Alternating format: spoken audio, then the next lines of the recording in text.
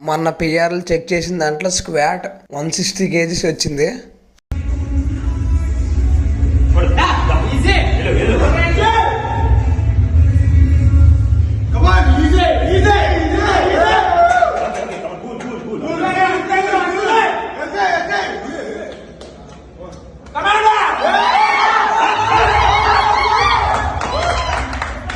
ఈ 1 month లోనే squat లో 20 kgs జంప్ అయ్యాను. అంత ఇంప్రూవ్ అవ్వడానికి కారణం నా వర్కౌట్ లో పాజ్ స్క్వాట్ యాడ్ అవ్వడం.